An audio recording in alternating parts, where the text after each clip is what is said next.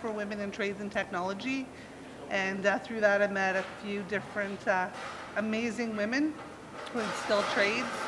And when the opportunity arose in my workplace to apply for an apprenticeship program, I did it. I applied for it, and I was finally successful. And here I am now, almost finished my journey, and I will have my CFQ very, very shortly. Wow. And how about yourself? When did you decide this is what I want to do? Well, I actually had attended university right out of high school for a very long time. Over about a decade, I was like in and out of different programs, constantly changing my major. In the meantime, I was married, I had children. So when I was on maternity with my second child, a friend of the family who actually was running a program with West, who's one of the groups we're going to speak with today, she said to me, "Erin, what the heck are you doing? Get a trade. Why are you, jumping around in all of these university programs?" And so that was like about a decade ago, and I started looking for an employer that I knew would take on apprentices. And from that point, I just worked really, really hard to get that apprenticeship and finish it through to the end. Okay, so now I'm really curious. What did you take in university? Oh my gosh. First, Do you remember? Yeah, Okay. yeah. First, I started with English literature. I even did actually interior design at St. Clair College for a little bit. I left the visual arts program in the end at the university. I probably have a minor in business, classical civilizations, history, but and I think that's the thing about post-secondary education. A lot of times people go into it when they're young and they don't really know why they're there. And that's why I am so passionate about being an advocate for the trades. Because what happens when you go into skilled trades and when you start an apprenticeship, you're actually getting paid to explore that career. That's right. So you're getting paid to go to work every day, you're getting paid to be taught, and you're getting paid to learn. So it's no loss to the parents or to the student or the apprentice. There's really just advantages in it all around. That's how I landed here. Okay, well that's a good story. Okay, so I'm interested in your story too. So you worked at Windsor Assembly Plant. I did. And what did you do before you got into the apprentice program? I worked on the line. Yeah. I worked on the line, and I got involved with the union very, very early on. I taught a program around union awareness, trying to just teach people about the union. We talked about human rights, talked about politics, retirement, and through that, I eventually got this position teaching at our education center in Port Elgin. And the course that we taught was Women in Trades and Technology. Okay. And it was amazing. Women came in, they did a 40-hour course, and when they left, we were hoping that when the opportunity arose, they would go into skilled trades. But even if they didn't, after 40 hours when they left, they had more confidence. They felt better about themselves. They were able to write a test. We gave them interview skills. So even if they never went into skilled trades, they still left with a tremendous amount of skills. So you saw women coming into the trades before you yourself made that decision. So when you saw these women coming through the program, were you like, maybe this is something that I should give a shot? Oh, absolutely. Yeah. And the other DLs, discussion leaders I worked with, were always very encouraging. But the difficulty was there wasn't a lot of opportunities to get an apprenticeship. So it took about 10 years before Chrysler had an apprenticeship program that I was even eligible to apply for. Okay. And so then you got into the electrical trade. Yes. And I guess what's the process there? So you become an apprentice. How long does it take when you start to when you get to take your C of Q, which you can explain what that is too? So it's 9,000 hours. So you have to work for an electrician. You have to work 9,000 hours on the job. It's a lot of hours. So technically, usually you work about 2,000 a year, 40 hours, 50 weeks. But because of COVID, I lost some time there. I was laid off. So in April, it will have been 6 years that I've been on this journey. Wow. But to Erin's point, you were getting paid while you were doing this apprentice. Absolutely. Right? So it's not like you were going back to school and paying tuition. You were getting paid to do this. No, and I was very fortunate because where I work at Stellantis, it's all paid for. So sometimes when you go through an apprenticeship and you go to school, you need to go off on unemployment. I was fortunate I didn't have to do that, so my income was not impacted. When I did become an apprentice, though, I did have to take a pay cut, which is in all areas. As you start as an apprentice, generally you start about 60% of what a journey person is making. Okay. And then as you accrue more hours, you get raises. So as you learn more skills and become more competent, then that is reflected in your pay. So 9,000 hours, and if I remember correctly, you have today's an important day for you. Yes, today is, I finished my hours, my 9,000 Hallelujah. hours. 9,000 hours. Yeah. So now I'm a journey person candidate, and in the very near future, I will go write my big 4-hour life-changing test, and then I will get my CFQ, which is my certificate of qualification, which will then, I will have forever. I will be a journey person electrician, and I will be able to travel all the way across Canada and work any place. So any place you want. Any place I want. So that makes you a certified tradesperson. Yes. Wow, that's incredible. I want to dig into your story a little bit more because from English lit Yes. to millwright. I know, but here's the thing about post-secondary education. Yeah. I actually had applied to study chemistry in university. But at the time, I got accepted. Yeah. But I was like 19 years old in high school, because we had that 5th year. Yep. And so I failed all my OAC maths. Oh. So then I just went into English. Yeah. And that's a really weird thing, though, about university. A lot of times, kids are there because they feel like they're supposed to be, and it's this big investment. Yeah. And, and then you're like, oh, this isn't for me, and then you just try something else. Yep. And actually, though it was in visual arts, we had a wonderful sculpture studio, great class, and a wood shop. It was beautiful. That was the first time that I had ever really used tools, like really had access to an unlimited supply of tools.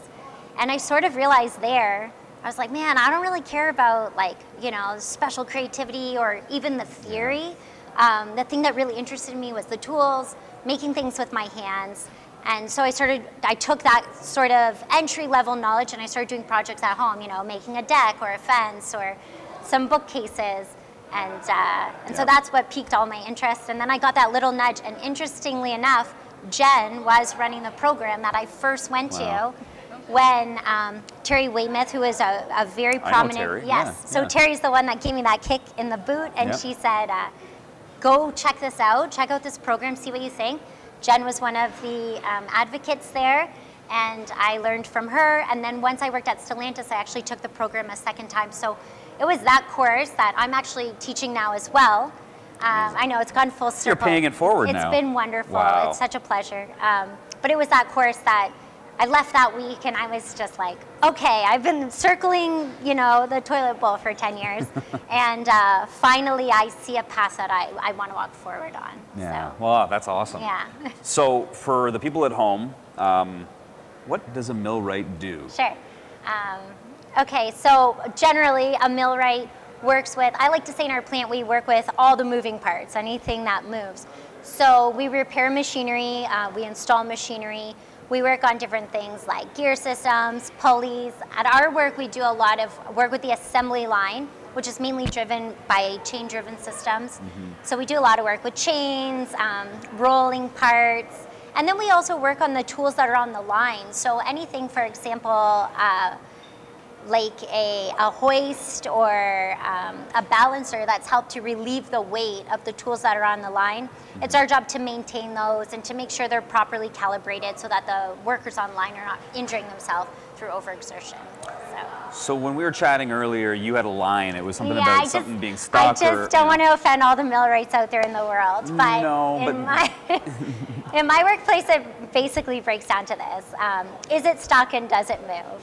So if something is stuck and it's supposed to move, it's my job to get it moving. It could be grease, could be a new set of wheels, it could be a new belt. Okay. And if it's moving and it's stuck, then my job is to get it unstuck. Did I say that? Did I switch think it so. up? Anyway, is it stuck and does it move? That's what it breaks down to, because we really do. we maintain every single thing that moves in the whole plant. And so even with the robotics coming into the workplace, Right. you know, a lot of people think about robotics and automation displacing workers. The nice thing about trades is that every robot is a machine, and every robot needs to be maintained. So all of their wrists and their joints and their rotating axes, those are all things that not only does Jen program, Yeah. but I also have to make sure that the parts are moving as needed. So there's work for us everywhere. That's so cool. So you program the parts and then you fix them if they stop working. Yeah, when her program is not working, then I go and I say, it's electrical. And she says, it's... And we've got friends walking Yeah, by because it's yeah. starting to get busy here at the Yeah. trade show. So Yeah. we'll bring our friends on as things move along here. But and so at the end of the day, your job is to keep things moving. Keep things Keep moving. things moving, Yeah. right? Because if things stop for a prolonged period of time, then that means the line's not moving. And if the line's not moving, then cars aren't being produced. And if cars aren't being produced, then cars aren't being sent to dealerships. And if they're not being sent to dealerships, they're not being sold, and so on and so forth. There's a chain reaction of things that happens when things aren't moving. And so the importance of someone like you and the people that you work with is... Yeah, to keep it going. So And- may I repeat the analogy I told you Yeah, earlier? repeat the Yeah. analogy. So I have a coworker who's recently retired. She was out of Ford in Oakville. And I said to her when I first started, how do you handle the stress of a breakdown? How do you handle all of the management and all of the workers standing around you, staring at you while you're desperately trying to resolve and troubleshoot and fix something? And she said to me, the way I see it, all the money they're losing from this line being stopped, if I can fix it 10 minutes faster, I just paid my wages for the whole year. And that's incredible. Yeah, and that gave me a lot of comfort to think like, all right, just, look for those minutes that you can save here or there. Absolutely, because it is really minutes. Productivity It is is minutes. king in this business, right? I mean, in the industrial setting. Yes, Like, yeah. absolutely. Okay, so you both work with West, which is Women Enterprise Skills Training. Yes. I understand that. And I think we have someone from West coming on to speak with us a little bit later. What is something that you're noticing when it comes to women in the trades? Maybe we'll start with Through you on West? that one. Or just Through in West, or just through general? your experience. You've been working with West. You've been working at a place where you've seen trades around you your entire career, and now you are very close to being considered one of those people. What have you noticed about women in trades over that time? So probably we've been talking with West maybe 10 years-ish. Yeah. So I think the women that are coming in are more committed to getting into trades. They have more knowledge about trades. They're younger. It's something they really, really desire. Their education levels are higher. They do better on the testing because when they come through our program, we do some tests just to give them a chance, an opportunity to hone their skills, to see maybe where they need to refresh. Because as an older worker going into trades, I had to refresh. I had to study my Absolutely. math. And so I think that the women coming in, yeah, definitely, they know what they want. A lot more women are more keen to go into like a millwright. In the past, they would have never thought about that. Welding is another industry that I see a lot of young people talking about. They want to be welders. Yep.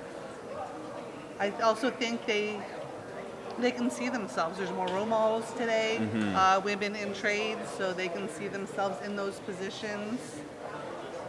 Do you think it's empowering? Oh, absolutely. Yeah. There's a lot of power with being in trades because I just know at work when something goes down, everybody's looking to you to fix it. And the first time you have to fix something, you're very intimidated and you're scared and you don't think you're going to be able to do it.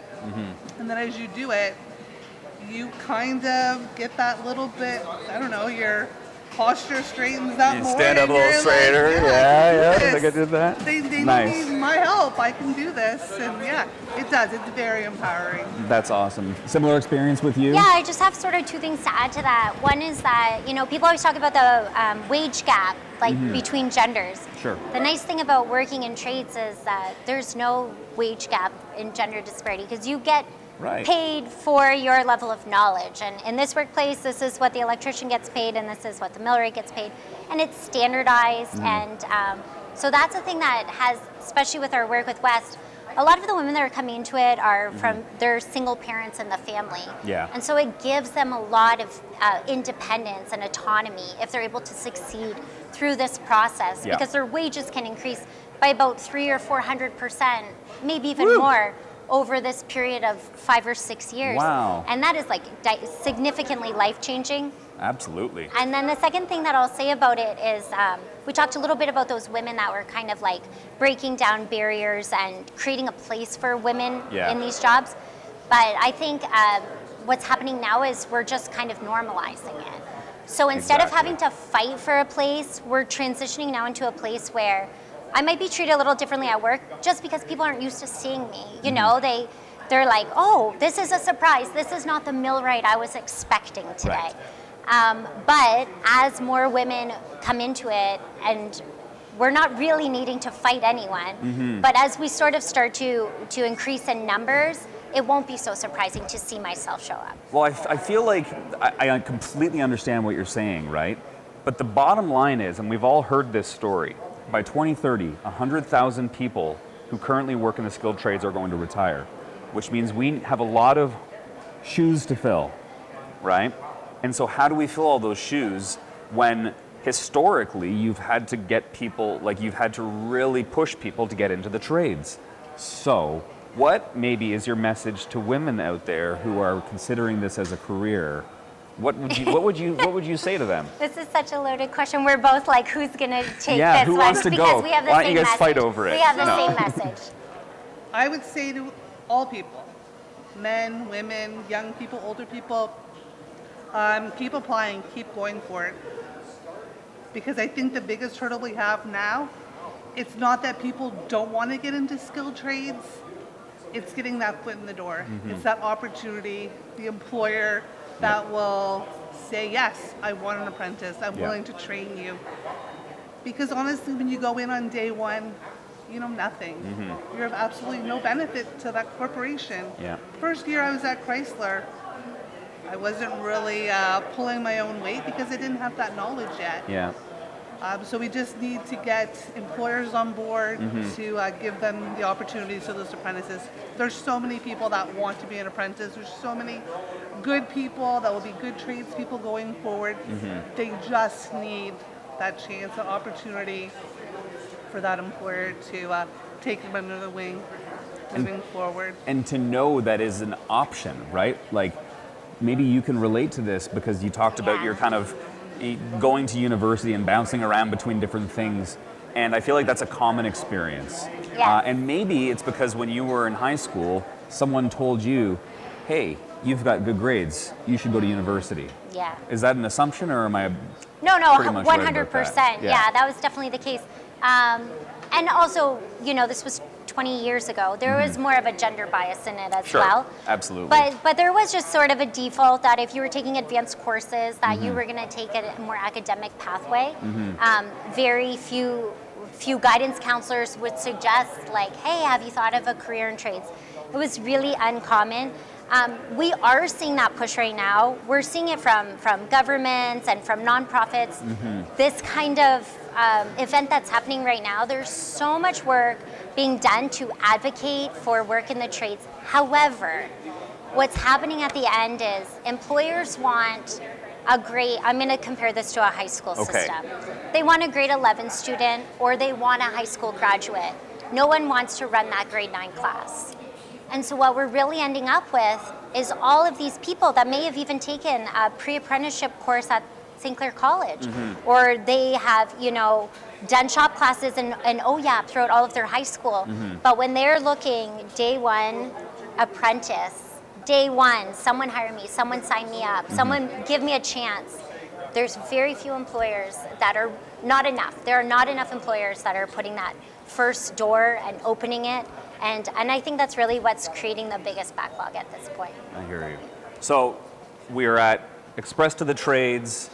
We're talking the trades. We're talking about all the great opportunities that exist. And I've got two inspiring women with me right now. And I've got two more to add to the plate. If they want to just come on into the set here. So you should know with Carrie here, this is 30% of the female trades at Chrysler. This is 30% in this small little space. I'll let you guys in. Yeah, come on in. Here, I'm going to get you to hold that microphone because it probably won't pick up on my thing. We're going to squish over because we've got so many people. Move over this way. Okay.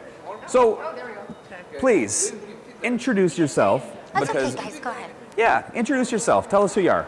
I'm Carrie O'Donnell. I'm a red steel plumber, and I work at Windsor Assembly Plant and part-time at St. Clair College.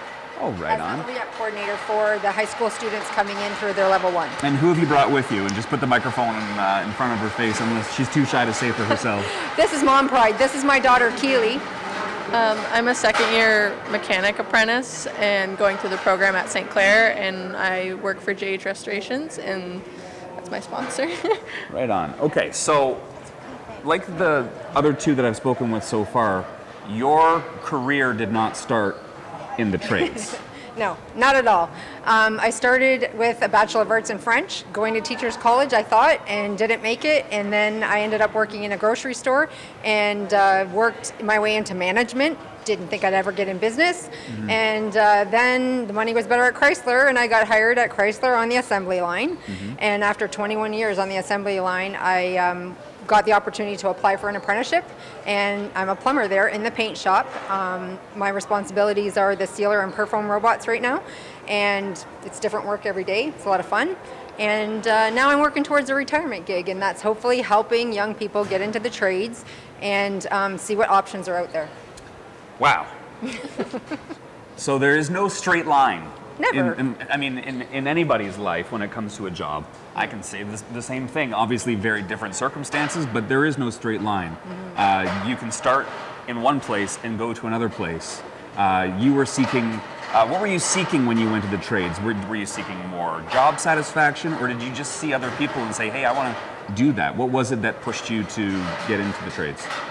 Mainly variety and challenge. I'm a lifelong learner, and just to get off the assembly line and do something that was a challenge. Yeah. And my dad made sure I knew my way around a toolbox and was always encouraged to tackle things that were not necessarily traditional for me to be. And yeah, so the opportunity came, and I could choose between the 3 trades: electrical, yeah, industrial mechanic, or plumbing, and that's what I chose. Okay. And so we have someone who, I guess you could say the apple hasn't fallen too far from the tree here. Would that be a safe assumption there? Yeah, I think the only reason why I had the confidence to go into the trades was watching my mom go through it. We'd do our homework together. I was doing my school homework, and she was doing her homework for her level, whatever level she was at. Yeah. And having someone who knows, who went through it and knows what to do, gave me a bit of extra confidence going into it. So. Mm-hmm. And so I don't know anything about the trades. You guys know way more. But I did have a conversation with your mother yesterday, and she said that you have the most expensive tools. Yes. So tell me about, what it is, there's different tools for every job, yeah. Right? What kind of tools do you need for what you do?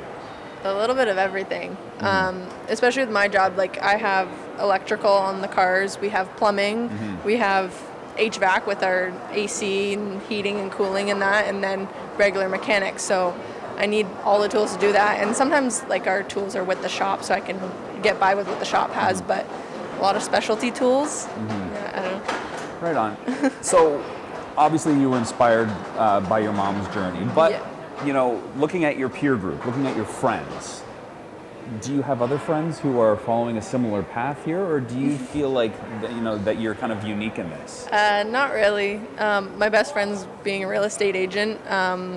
My boyfriend, he's in the trades. He's a heavy diesel mechanic, but I met him after the fact when I was already in the trade and all that. Yeah. So I've made friends through the trade, but my friends before going into it weren't. I don't think anyone went into the trades. Yeah. Why is that? What's the conception? Maybe what's the conception of the trades? I think high schools push university a lot still. Parents push it on their kids a lot. You need to do this. You need to go to university. You need to get good grades. And I got good grades in high school, but I'm still going into the trades.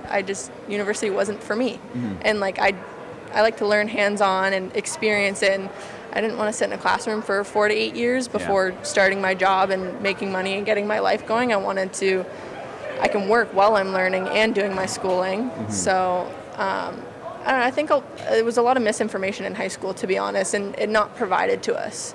I didn't we didn't get a lot of support in learning about the trades. It was just starting. Like the ball was just starting to roll with it, but I don't think it was enough. That's interesting. So how do we fix that? What are the programs? And you might have some insight to that. You might have some insight. Do you have insight to that? I can see you How kind do of. we fix high school? No. How do we close that knowledge gap between what you're expressing, which is it wasn't pushed. Yeah. Even when we know, and we just talked about this, in the next 5 years, 100,000 skilled trades are going to retire. Yeah.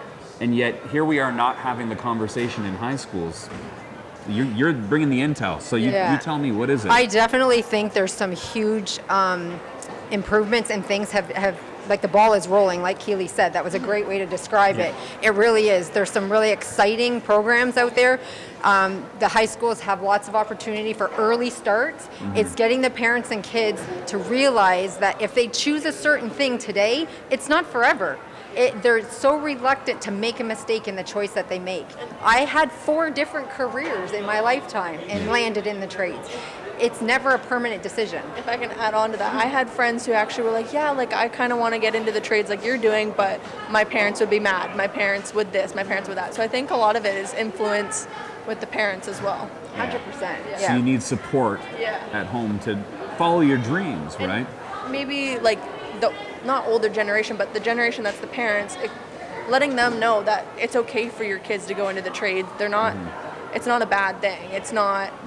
You're not dumb if you go into the trades, and I think that's what a lot of parents still think is that, oh, my kid didn't make it because they went into the trades, and that's not true. Or they wasted something. Yeah. I know that I've seen situations where kids are exploring, but they don't know what they want to do. And those kids that are lost, like grade 12, if they're like in grade 11, grade 12, and they're like, I have no clue. My suggestion to them is to take a techniques program of some kind, because those are skills that you're going to use in your regular everyday life. You're going to learn basic plumbing, basic electrical, basic carpentry. It's a 1-year program. Never a waste of time to learn new things. Absolutely. Do a co-op in high school, and worst is you don't like it, okay, try another one next semester, or look for something else. Like, then you can get a feel for, say, that's what I did. I applied at JH. I had no idea what I wanted to do yet, and I was like, this sounds cool, I'll try it out. And I mean, now I'm there and I'm staying there. I love it there, and I love what I'm doing. But I didn't know if I was going to like it or not, but I just went in for experience, and if I didn't like it, I would have just tried out another trade. And like some of those skills are transferable as well. Totally. And so if I can ask, so you see this as a potential career for yourself? Yeah. Okay. Yeah. And how old are you? 19. You're 19. Yeah. So you're 19 years old, and you're working somewhere, and this could be your career, and you're happy. Yeah, and I started at 17. And the cool thing about her journey is she started through Canada Summer Works. She basically threw her name in the pool for a job that she wasn't qualified for because she was underage. They were supposed to be for college students. Yeah. And she got it anyways because there was positions available, and her employer took a risk on her. That's incredible. And they were willing, and that's what employers need to hear. Yeah. They need to take these co-op kids in and train them up.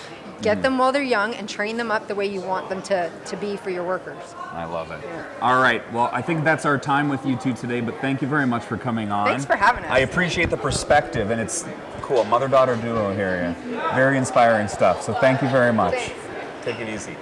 Okay, so we're going to keep the wheel turning here. I believe we have another guest. Hey, take your coat off and stay a while, would you? Just got here. You just got here. Well, I want you to show off your sweater. That's all. And it's okay. Take your time. Thanks. We're not live or anything like that. Okay. Come on, hey. Where am I going? That is a nice sweater. Right here, here. Dave. I saved you a come spot in on here. the inside. All right, how we doing? I How we promised doing? I would snuggle in with you right here. So for starters, I like your sweater. Thanks. I'll give you that. Okay. You not hold one of those. Been a while. Don't pull on the cord though, because you're gonna All pull the thing off the table over there. Move over? We're gonna move over this way. So, Dave Cassidy, a man who needs no introduction, I believe. Jeez. Yeah, I don't even know what you're doing these days, but I know what you used to. I do kind of know what you're doing, but you have a long title that you can't fit on a business card anymore, I think. So, Yeah. former president Yes. of Unifor Local 444. Before that, before you, I don't want to say got into the union business, but you worked at the Windsor Assembly Plant. Yes. I'm telling everybody your whole bio, but I don't know your It's whole pretty life easy. story. It's pretty easy. Yeah, My bio. I'm just Dave. No, it's just Dave. I'm just Dave. Yeah. And now you are off working for the province. Yes. So tell us what you're doing there. So I retired in May of 2024, and I took a job with the province, and I'm the skilled trade special advisor for the province. So my duties are to meet with a lot of stakeholders, colleges, universities, employers, apprentices, tradespeople throughout the province, and really try to fix the apprenticeship program. Now, that's a big problem. It's a big problem, and I mean I could go on for days and days and days, which I know you don't have time for that. But like from the surface, one of the biggest issues are we don't have apprentices if we don't have employers. Right. So somehow we have to get employers engaged to bring on apprentices, and that's our biggest challenge we have. So I mean obviously some of my recommendations to the government are we need to make sure we give the employers some more incentives to bring apprentices on. We need to make sure that we have incentives for apprentices. There's some small grants and things, but they're not really, there's no real teeth in them. So those are a couple of things that we really have to do. And some other things that we have to do is there's disconnects between the different ministries. When I did my apprenticeship, it was the Minister of Training College University. And today we have K-12, which is Ministry of Education. Okay. We have the Ministry of College and University, and then we have the one, my ministry that I'm with is Ministry of Immigration, Training, Skills. It's a long Skills one. development. Yeah. So, and that's where you guys get your money from, Yeah, right? yeah. Some of your funding. However, none of them talk. They all work in silos. So when we have the OEAP programs and we have the co-op programs, none of them are connecting to what we actually need in industry. And it just seems that government and institutions, TDAs, are behind as to what we need in industry. So there's a bunch of disconnects that need to come together, and somehow we got to bring that together. So you are, coming from this background that you have. You're coming into the government. Obviously, you're a trusted individual. They value your insights. I would hope. I'd hope. I would hope. At the end of the day, Fool. what do you have to do? Like, do you have to rattle the cages? Do you have to just go up to people and straight talk to them, or do you have to be incredibly diplomatic the way you approach things? How do you get what you're seeing and the things that you're observing? How do you implement those changes? Well, That's a loaded question too, yeah, I isn't know. it? It's a little different from my other role. Yeah. I now make recommendations. I don't make decisions. Yeah. However, I mean, he didn't put me there to not make decisions, to give the government to make those decisions. And Yeah. some of the problems that comes out is there are a lot of political, decisions have to be made. The good part is he's very open, and I'm talking the premier. Yeah. So I work directly for. Yeah, you kept saying he, Yeah, and sorry. we're all wondering who's this. Is it the Wizard premier, of Oz? No, so No, it's the premier gave me that assignment, telling me that. But my boss, who is a labor minister, David Piccini, Yep. David is very focused on that as well. David wants to make sure that we have the best apprenticeship program in the world in Ontario. So he's focused on it to make sure we can get to that end game. And it's, when you start taking the Band-Aid off, Yeah. there's a lot of layers. Me as a tradesperson thought, I knew a lot of things about skilled trades. And by the way, I do. It's not that I don't know a lot about skilled trades. Maybe not switches and doing the work anymore, but as far as, how you go through the process in that, there's a lot of red tape, and we're going to remove that red tape, and they're focused on getting rid of that red tape to move it forward. It is a big animal, though. It's really a lot bigger than I actually thought, and more issues with it. We have a new CEO with Skilled Trades Ontario, Candice White. No history in skilled trades. Her history in skilled trades is she had a son that went through the apprenticeship program, and it was flawed. She saw how it was flawed. She has a brother-in-law that went through in the carpentry and saw how it was flawed. So she's very good when it comes to, if you look at structure and things like that. And that's what we need, somebody in the structure side, and then she'll have her subject matter experts that'll feed her based on the skilled trades, our apprentices, our trades, everybody that's involved in the skilled trades world, give her it. She knows how to sort through the crap and the real stuff. And so I'm looking forward to working very close with her as we move forward. Do you think that everyone is united around a common goal? I do. I mean, listen, there's some issues, obviously. We say it all the time, cheap labor isn't skilled, and skilled labor isn't cheap. Put that on a bumper sticker, right? Yeah. Yeah, and so that becomes an issue with employers. An employer might want to bring a lot of helpers, maybe not put them through an apprenticeship, and they'll have cheap labor. And we don't want that to happen. So we have to make sure we put the right measures in place for that to transpire. And look, we have two of our very own here. We're wearing that shirt right now under here. The Skilled. cheap laborers and skilled. We both have it on. Nice. Oh, they actually have made that into a t-shirt. Yeah, we both have the t-shirts on Oh today. yeah. That's incredible. I thought maybe I could walk away with this and have a No, little money. no. Uniform you too. No. We've had this for quite some time. So Wow. No, it's good. And that's the other thing. Looking at the underrepresented groups. Yeah. So that's Yeah. But Well, thank you very much. I pleasure. feel like we could just chat, for an hour here. I could go I on remember and- coming to your old office and we would interview for 5 minutes and chat for an chat hour for an hour after, yeah. So stick around, come back and visit us later, and if we're bored, we'll have you back on and we can talk about some more stuff. We'll Okay. never I'll board. take that microphone from your hands. He won't be bored. Great, appreciate it. Thank you Thanks, very guys. much. Take Nice care. to see you. That's Dave Cassidy. Just call me Dave, he says. Just call me Dave. Always a fun time with Dave Dave around. is the reason we have our jobs. And Yes, that's Dave advocated incredible. for women. That's incredible. encouraged us. And, I love that. Yep. I love that. He Always negotiated feels the space for us. apprenticeships. And That's you're great. up. And we have another person Hi, coming in you're here. up. Hi, How's it how are going? you? Hello, I'm Nico Scaloni Hi, Nico. with the Nico. IBW. Nice. I'll give you this microphone. Oh, thank you very much. Just hold it up. We've got our own microphone, so you don't have to worry about interviewing us. fancy, I but, like that. Yeah. Okay. So you're with the International Brotherhood of Electrical Workers. That's right. Local number 773. 773. Okay. So I guess it goes without saying that you deal with people in the electrical trade. Electrical. That's right. I'm I have someone over electrician. here who's just finished her hours. I just finished my hours today. Yeah, so- just finished Really? her hours. No Yes, kidding. Yeah. And I'm still in this. That's awesome. I love to hear that because we need more people in the electrical trade. I mean, whether you're in the IBW or you're not, I mean, obviously I'm biased towards the IBW, but being union represented, as you just heard from Mr. Cassidy, it's super important, especially in our trade, because you don't want to be undervalued for what we do because it's a very high value. I mean, without us, the lights in here wouldn't be on, right? So it's a great thing, and I'm happy for you. It's great. So let's do some nuts and bolts stuff about IBEWs. So how big is the local that you work in? So right now we have just over 500 members, but with the battery plant in the city and the bridge in the city, we have a lot of travelers coming in from other locals that might not be as busy. And right now we have upwards of 1,400 members working out of our local specifically, and it's great for the area. It's great for our economy, especially in Windsor too.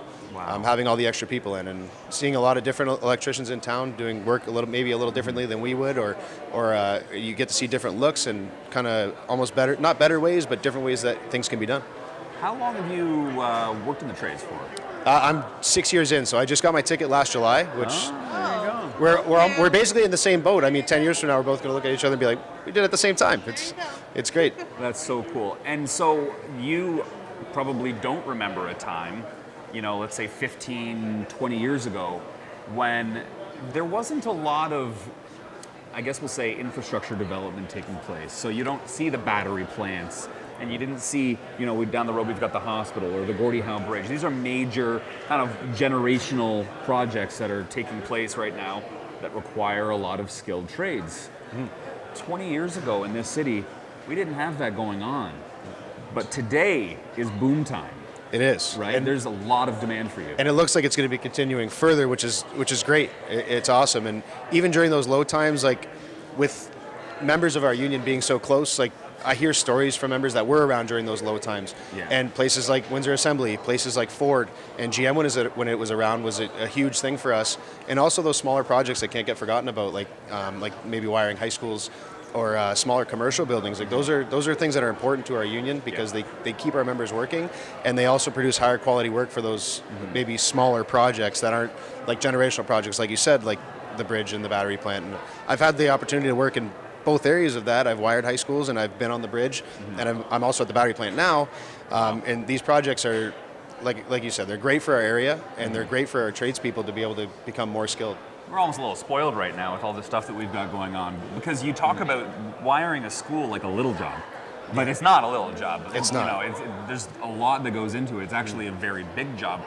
I mean, like, I think a big job is changing a light switch in my house. So, I mean, and I certainly don't try to do that because I don't have my certificate. Call an electrician. I call an electrician, exactly. I don't mess with electric because I wouldn't have the first idea. Don't ask me what an amp is. Don't ask me what a volt. Don't even go there because I have not the foggiest idea. And you're right. Call a professional who knows what they're doing, so you don't zap yourself. Right. Yeah, couldn't recommend anything more than having somebody that's certified and professional take care of your electrical needs, because it's a dangerous thing. 100%. It is a very dangerous thing, and I did say they're smaller projects, I know. but By honestly, comparison, as small as wiring a house can't be undervalued either, because that's something that somebody's going to live in. Exactly. A school is somewhere where kids are going to learn and potentially find out that they want to be electricians too. Yeah. So every project should be valued the same, just in grand comparison to a battery plant or a bridge. They are a little bit smaller, but they're not undervalued, that's for sure. Absolutely. But that's how you get the kids inspired, right? Is when they see you doing those jobs, they come up to you and say, "Wow, what are you doing? Can you explain this to me?" And Exactly. then they start to get the itch. And events like this are great too, because students might not know about electrical. When they think about electrical, they might only think about changing a light switch, or maybe when they see somebody change a light bulb somewhere, where there is absolutely so much more to it, and it's so much more interesting than what people might think. And it's a great opportunity for us to kind of not advertise, but share our love for and passion for the trade, as well as what our local's doing, because there's a lot of great programs that our local puts on that don't even pertain to electrical work. And the IBW is it's a great place to be while you're making money learning to become an electrician certified, and also be around a great group of people where you get to learn and grow. I love it. Now's your chance to offer just a quick parting word, a plug to IBW. How do people get engaged with you? So actually, our applications are going out March 1st to 31st. All the information can be found on our website, or you can call the Union Hall, local 773. We encourage everybody to come out, especially we need more women in the trade. That is a huge thing. We are always looking for more people, more skilled individuals that want to have a great opportunity to make a lot of money, do some good work, and have some pride in what they do. And make an impact in the community, right? Absolutely, absolutely. Because like you said earlier, without us, the lights don't turn on. Hey, I love it. All right. Awesome. Thank you very much. Thank you very much. I appreciate it. your I appreciate time. your time. Thank you. And Nice to meet you. congratulations. It was nice to meet you. All right. Wow, getting some good insights from all these different trades. If I may, he said something that really interested me. Yeah, and come on in. We got another guest coming in. He said, We'll introduce you in just a sec. he said that they're here to share their passion. And that's one of the things I really like about this event, is that most of the people that are not here are soliciting nothing really except for a passion for the work. Yeah. And that's one of the great things about the environment. That is great. That is great. So, we have a new guest here. This is just a revolving door of people coming in to see us. So, introduce yourself. So my name is David Stubbs, and I'm the Executive Director for the Ontario Masonry Contractors Association, as well as our Ontario Masonry Training Centre. Okay, so give us a little bit of information about what it is that you do. So we're here today for our training center, and that's obviously we work right across Ontario to look for our next generation of skilled trades. We're training brick and stone masons as part of our skilled trade work that we do. And then I also represent the contractors that are hiring them. So it works very well for us that we're the training center. We do all the training for our brick and stone masons, and then we take them over and they become our employees and work on our job sites. So that's kind of a benefit that we have unique to us. I love looking around a room and noticing all the things that tradespeople did to make what we see here before us. So we just talked to an electrician. He talked about the lights being on. And then I look over at the wall and I see Our block walls that are all Block around the whole walls. building. Yeah, that was done by. that was done by our brick and stone masons. So Yeah. that's a masonry job that we were dealing with on an ongoing basis, or around the outside if you see the brick jobs. But we also have a few other sectors inside of our group that does the work. So we have our restoration sector. So all of our Parliament Hill work up in Ottawa, or any of our schools that are being restored. So that's in our restoration sector. Yeah. There's work all over Ontario dealing with the restoration side. So now we're maintaining that building stock that we built 200 years ago. Yeah. And so then that's one side. And then we also deal with our refractory. Our refractory is dealing with special linings in like steel and pulp and paper mills, and a lot of our industrial work that we do.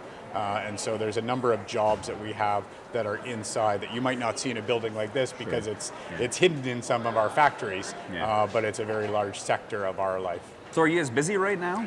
Yes, our group is busy. I think you probably are going to hear about it from many other groups, is that you have the cyclical up and downs. But if you look at the brick and stone masons, the ones that we're dealing with, we see that there is a need for them for the next 15 years where they're in high demand based on most of Ontario's HRDC studies. So we're looking at the human resources that are available. We know that we need them very, very much over the next few years. And then you go through these ups and downs. Where they have, like it gets a little bit slower sometimes. So you'll see the residential market a little bit slower right now in certain areas of Ontario. But if you look out at the long term for these students that are going in to be training, by the time they come out, this cycle is already gone and you're moving into another cycle. So, parting question here. What are you telling the students from grades 7 to 12 who are coming through Express to the Trades right now? What's your message to them? I think the message that we've always had to them is that you can create a really good lifestyle inside the trades. It gets you to the middle class very easily, and that's something that you're looking at is how can you afford to have a family and raise a family in Ontario? And the skilled trades lets you get there really quick, and it allows that opportunity for those people that want to go out and have a good day's work. Yeah, beautiful. Well, Okay. thanks very much for joining Thank you us very here much. today. We look forward to I seeing appreciate everybody. it. Perfect. Thank you very much. Yes, Thank nice you. meeting you. All right. Wow, we're just whipping through people here. Yeah. And so who do we have next? Who's the next contestant? Step right up. It's Jill You are the next from contestant. Atwood. Oh, we got to move over this way. Hi, everybody. There's a familiar face. Of course. Oh, this is the famous I wouldn't say June that. Muir. Here, do you want to hold the microphone? Did you I will have- You definitely can be hold like the Bob Barker. You can hold your own microphone. All There we right. go. Hey. Did you have cookies last year? We still do this year. Oh, that's thank the best. We goodness. have cookies. The We have a people- little bit of Thank pasta. The people who have the cookies are the most popular at these types of shows, We are right? very popular, and the cookies are going fast. Yes. So if you want one, you got to get up there. All right. Well, I mean, I feel like I'm a little tethered to the set right now, but maybe you could sneak over, grab some cookies, bring them We back. can do that. All right. Absolutely. So, June, introduce yourself and tell Okay. us who you are, what you do, why you're here, all that fun stuff. Okay. So I'm June Muir. I'm the CEO of the UHC Hub of Opportunities. We were formerly known as the Unemployed Help Center, but we rebranded because we have 26 programs and services all under one roof. Employment is one. We have newcomer services, and we have a cook's pre-apprenticeship program. And we actually have participants from our program here serving pasta right now, little samples of pasta, and there are cookies, as we just spoke about. But what's great about our cook's pre-apprenticeship program is it offers students a lot, because not just students, adults, they learn a lot. And because we live in Windsor and we're a border city, culinary, being in that profession, you're almost guaranteed a job. And after they're done the program, we put them in a placement and we help people move to independence. And it's a great program. So we're here and we're trying to promote what we do, and all of our programs and services are listed in our brochures that are on the table. But I do want to mention something, if I can, if I have a quick minute. Yeah, sure. Floor is yours. So we're going to be having, not us, but Windsor Express is Expressing Kindness Night. I don't know if you heard about it. And one of our programs is a food bank. And right now, we are really feeling the necessity that everybody needs us right now. We are a necessity. Which is sad. It is sad. It shouldn't be like this. Yes. So they're kind enough to host a night where they're going to, every ticket that's sold, they're going to give $5 back to the food bank. And this is on Friday, March 7th. There's going to be a lot happening. Wow. So it's simple. It's the start of March break. You can buy a ticket. Okay. You can come out with your family, enjoy a night, and give back to your community, and give people a hand up that need help right now in our community, because people certainly do need it. June, I love talking to you, but I don't like interviewing you because you often bring bad news to me about the number of people who are using food banks. I mean, I do love interviewing you too. Don't take that the wrong way. I know. But we often have really tough conversations about, the reality on the ground, and that is that you're seeing people who are working full time. You're seeing people who you never thought you'd see at a food bank come because it's so dire right now. It shouldn't be like this. Yeah. And there's a lot of myths and misconceptions out there about who utilizes a food bank. And like you said, it is working people, but there's a lot of seniors on fixed incomes that shouldn't have to use a food bank, retired teachers. But food is just so expensive, and it's going to get worse before it gets better. So March 7th, I just wanted to give that shout out. Yes, if you could absolutely. come out with your family, buy a ticket, and $5 will come to us. That's amazing. And stop by and learn about our Cook's Peer Apprenticeship Program.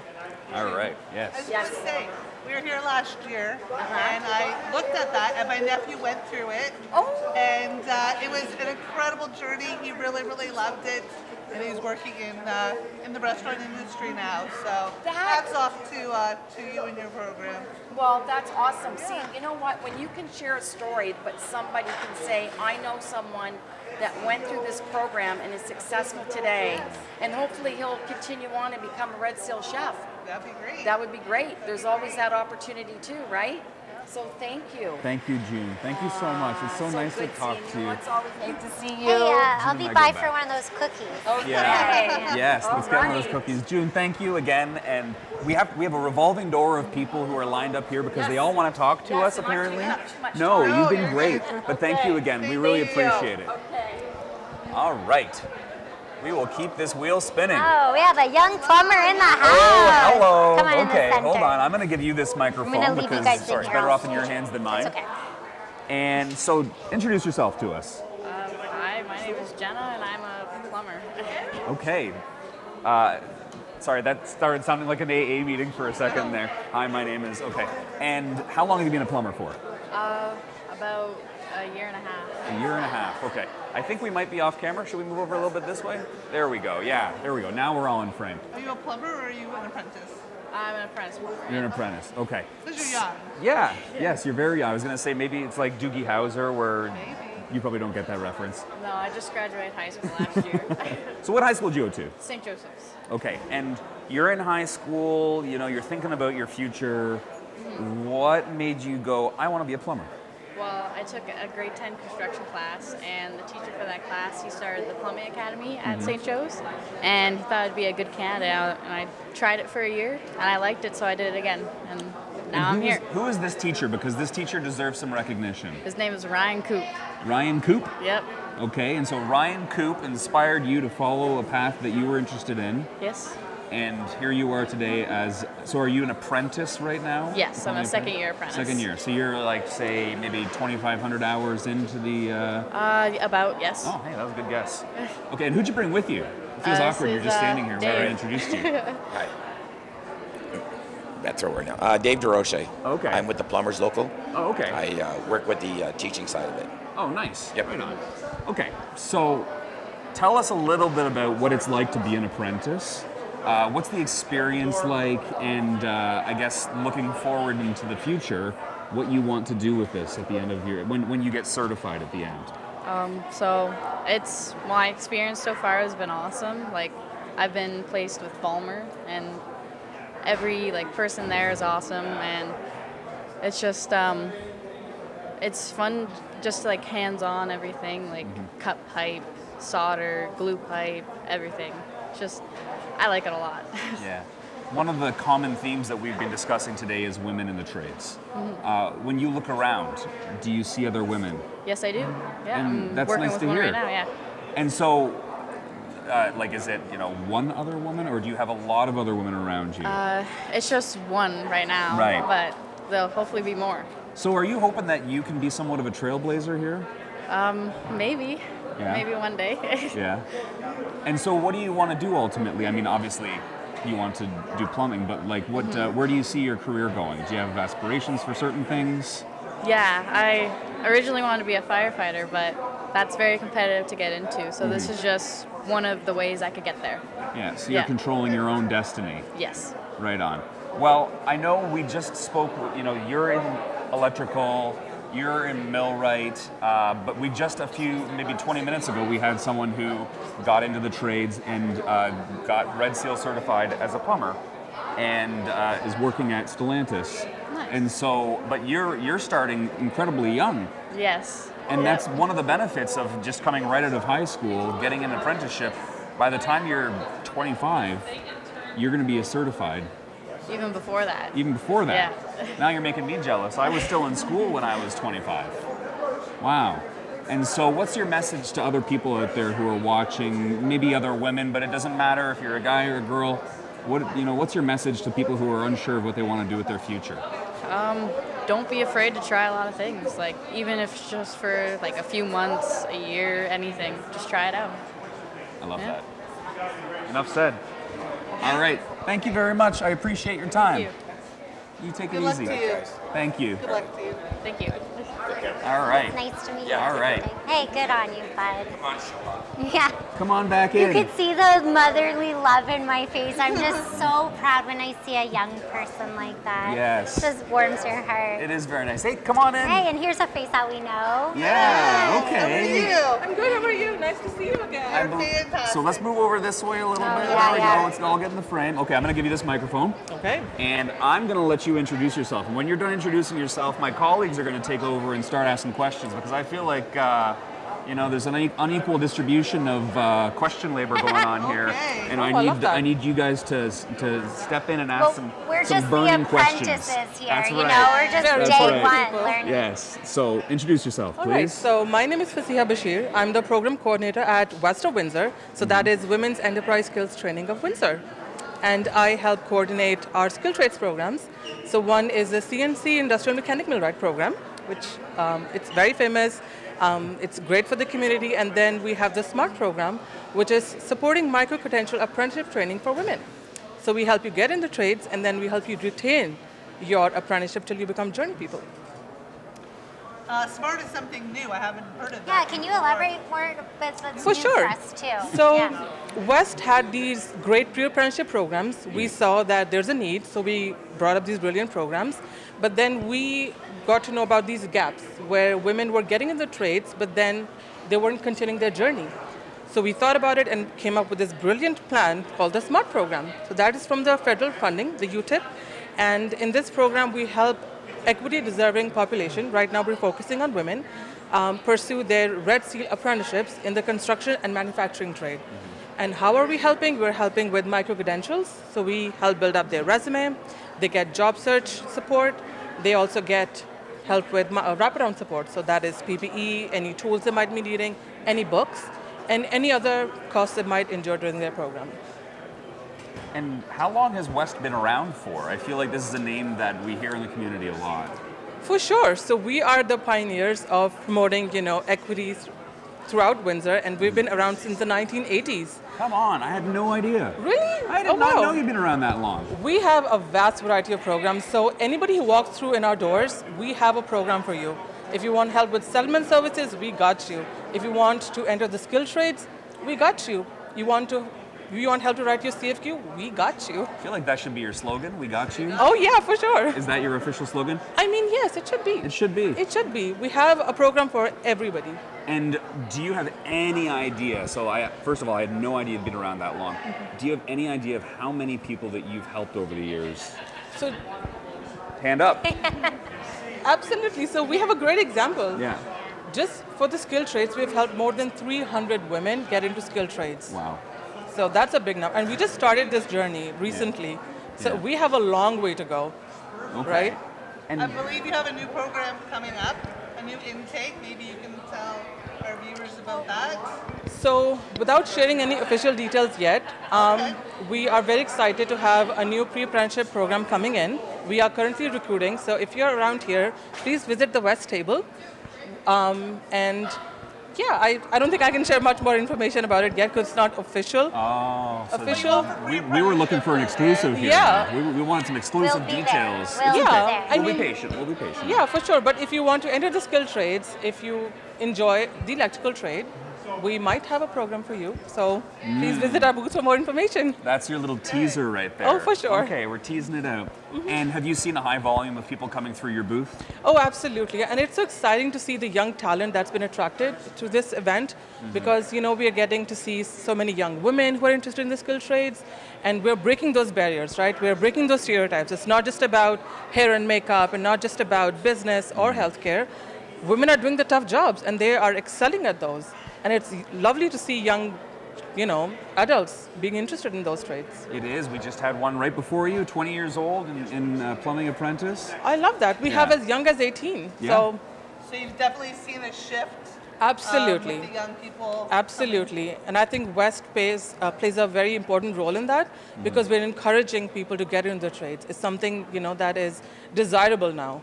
So that is really gauging the interest of the youth. And how did you change that conversation to make it desirable? Because I feel like we've talked about this a few times already today, but I feel like in high school we were told, do this if you're getting this kind of grade, and do this if you're getting that grade, and it was seen as less desirable. How do you change that conversation? So at West I feel that we are really strong advocates, but we also set realistic expectations.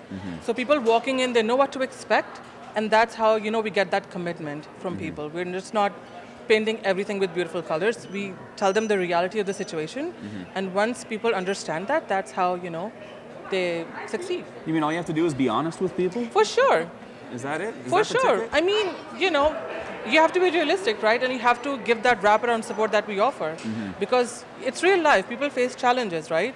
And we're here to support you throughout. So it's that support that helps people. It's nice to hear that there are groups out there that are in existence solely to make sure other people succeed.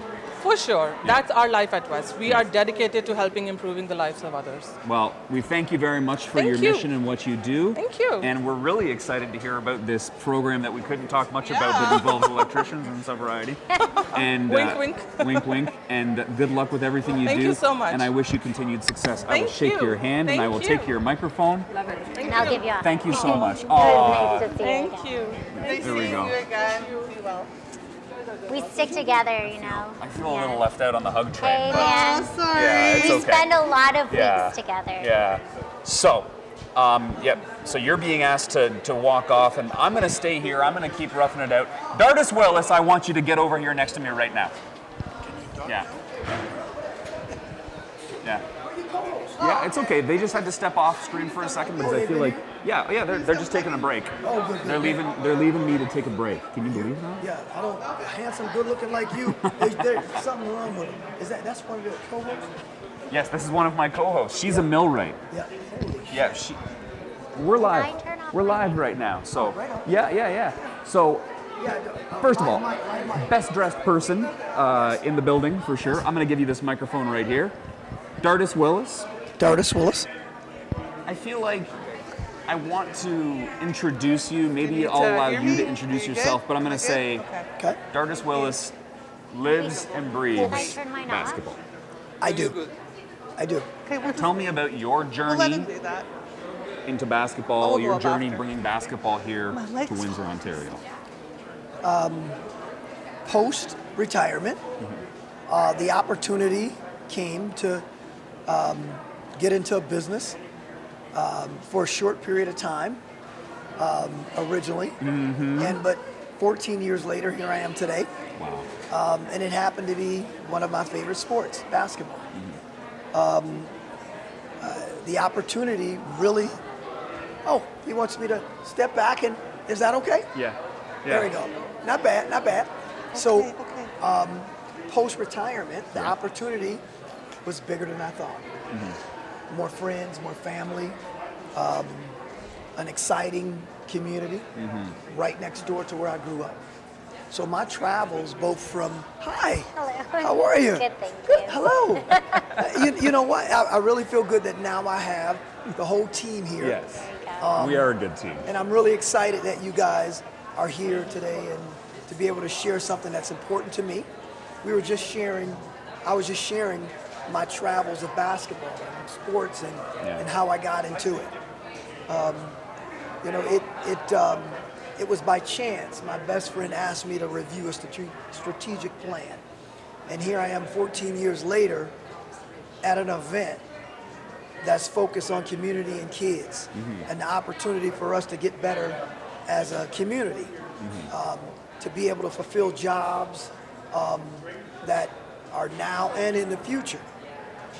And so while basketball was an opportunity, Dan Pfister, Aaron Basterfield, and some others identified this event. This was not my brainchild. This was my team's brainchild. I embraced it because a good leader allows those around him to be able to create and do different things. And this was one of them. Yeah. So I embraced it right from the beginning. And it did not fit in what that travel of original basketball was. But what it did fit into, which was big for me, was community, right? And it was an opportunity to help the community get better, do better. I'm in. And everybody that knows me know that one thing. I love my family, I love my friends, and I love my community. And while I talk a lot, I enjoy those that are around me to listen. Yes. And this particular event happened to be one that bind everything about us. It bind the sport that I traveled here to do. It bind friends and family and community. And it also allowed us to leave some type of legacy for our children. What do we mean by simple legacy? If I can introduce you to something that could help you and your family and the community, then I've done my job. And that's what I felt this opportunity was. And so I embraced it wholeheartedly. Rich, you and I go back to the first years of basketball. Yeah. You wouldn't believe it, but here we go. Rich, this was funny. Rich actually, when he first interviewed me, he says, I'm going to come out and let's do something with the team. I'm going to even try out at one of the tryouts. At that time, he was 10 years younger than he is now. He played sports, so he was a sports guy. Yeah. And he came and tried out for the team. The first few minutes, he was in there. He was giving him his best. I gave it my old college try. That's Yes, for he sure. did. Yes, he did. I did. And so maybe a half hour later, he's like, I'm going to sit here for a while and just relax. And rest my hamstrings. I And think rest his was the hamstring. comment. Yeah, because it was feeling pretty tight. Yeah, but let me tell you something. His great attitude, his love for us and the community and what we brought was important. Yes. And I really embraced that. He came back later and he did some other things, which was awesome. And so it was a natural fit for you to be able to host, along with these two beautiful ladies, what we're all embracing right now. If we leave a great legacy and show our kids the opportunity for the different trades that have fed our community for a lifetime, then we're doing our job. I just left my good friend Van Nipperis at the penalty box, and I shared with him that while it just seems like an expo, it's much more than that. The same kids that we introduce to a trade that become tradesmen and tradeswomen, they earn a living. Yes. And that living allows them to come to basketball games. It allows them to raise their family, their kids. It allows them to go to restaurants. It allows us in the Windsor community to be able to sustain the way of life of what's Windsor. Windsor's different, right? I can go over to Detroit. I'm from Detroit. But you won't find the tight-knitness of the smaller community as you do here in Windsor. So as we do these things, it allows us to sustain that, build that, and keep it going for a great amount of time. If we don't do that, those great opportunities and jobs that come, they just won't be taken up by the young men and women that have been raised in this community. It'll get people from other communities coming in. It's okay, but it changes our landscape, our fabric, and everything else.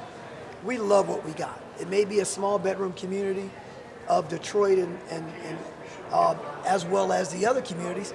It's ours, and that's what matters. So Dardis, we have a limited amount of time here. And I will talk for 2 hours I know. if he lets me. I love singing and talking. Rich, if I you want to let go me do karaoke with you sometime. anytime. Yeah. Okay, I gotta go. But no, Anyway. before you walk away though. Yes. So this event is kind of multi-pronged. It is, Yes. from 4 to 7, this is an opportunity for for youth of this community to engage with people who work in the skilled trades, who can introduce them to maybe different opportunities. And then at 7 o'clock, they have another opportunity. Yes, they do. Tell me about that, and then you can hand the mic over. But this is an important part because this is where the express in the name comes from. Well, you know what? Very proudly, two-time national champ will be playing on the court side. If you can give people the opportunity to have an expo, engage, as well as engage in sports, you've done your homework. And that's what we're doing. At 7 o'clock, we tip off against Sudbury. And right now, we're 1-up on Sudbury, but we have to win this one today. And it's very important. Oh, this is a big game, yeah. Yep. So if you haven't seen us play, you need to come close and watch us play. He's telling me they're going to pull that little thing and snatch me off. I love you guys. What do you want me to say? Hey, Rich, love you. Ernest, thank Appreciate you. it, man. Appreciate okay? you. You hold that. Yeah. I got to give all these beautiful people hugs. Oh, here we go. Thank you so I'm going much. to step forward so he doesn't trip over the microphone cord. Thanks for all that you do. Thank you. All Thank right. you, Dardis. Hey, good Appreciate luck you. tonight. Appreciate you. Yeah. Yes, best of luck. Okay. And the revolving door continues. Hello, step right up. Come on in. Okay, yeah. Hello, young people. Hello, young people. Hello. Are we in frame? Are we Ladies? good? Yeah? Okay. Yeah. Yeah, we got to shift our Yeah, over we this always way. have You know to what we should have done? We should have put tape on the floor. That always helped me. I'm going to give you this. Okay, thank you. Okay. And you're going to introduce yourself. Hi, I'm Brianna Gaddy, and I'm Brianna Gaddy, and I was really interested in the skilled trades, so I came here, although I didn't know a lot about it. But there's a lot of exhibits that you can just go up to. They'll give you candy, they'll give you pamphlets, they'll give you papers explaining what all these different things are. Like if you're confused about one thing, you should come here because there's lots of different opportunities. Because when I went online to look into the skilled trades, there is around 40 just in this one little arena. And what do you have, Jason? Yeah. I'm Sean Trudell, and I think it's the same. It really helps you get a clear view on what you can do in the future and what you can just do in general. There's a lot of things that you can do hands-on to really give you a good view of it. And yeah, that's all I have. Okay, so let's rewind for a second here, because all I asked you was your name, and then you gave me your whole experience. What grade are you in? We're in grade 8. You're in grade 8. Yes. Okay. What do you want to do with your life? We don't know. That's why we came here to check out the skilled trades and see what opportunities were handed to us. Because whenever we did go up to people to ask about it, they also gave us sources for when we were in high school to continue on. One final question. Now that you've come here and you've kind of seen what's out there, do you think that will help shape your future decisions about what Definitely. you do? Yeah? About half the things here, I didn't know what they were until I came here. It's there's a lot of things that I completely slipped my mind when I started thinking about skilled trades, because when I thought of skilled trades, I just thought of cosmetology, some other common ones, construction, some other common ones. I think that's a common misconception that people Yeah, have. but there is a bunch here. I don't know how they fit 40 here. And what is your favorite thing that you saw here today? I always like to know that. Yeah, the favorite thing you saw, and then. My favorite thing that I saw would probably be, Sean, you know? Just the positivity that everyone has. No, and favorite thing. I know. That's my favorite Were thing. you exposed to a trade where you're like, I can see myself doing that? Yeah. Which one? The one where, I forget what it's called. The one, where you lay the bricks and everything. I forget Oh, what it's stonemason. called. Yeah, stonemason. Yeah. And yourself? I'd want to be a hairstylist. A hairstylist? yeah. Nice. Yeah. Right on. Okay, well, listen, I got to say thank you, and unfortunately, we've got a lot of people who are waiting to talk to us, but listen, thank you for coming. Your perspective is invaluable. And, Thank you for having me. And you're in grade 8. You got a long way to go. Yeah. But, just keep thinking about all the opportunities. Don't put yourself in one box. Yeah. Broaden your horizons, try everything, and do what you love. Yeah, and come back next year. And come back next year. Yeah. And then the year after that. And the year after that.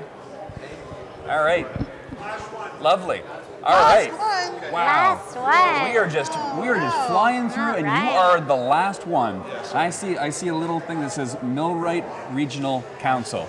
I'm going to give you this microphone. I'm going to let you introduce yourself, and then I'm going to let my colleague Aaron conduct the rest of the I don't know interview. that I qualified for that. Go ahead. So hi, my name's Chris McCormick.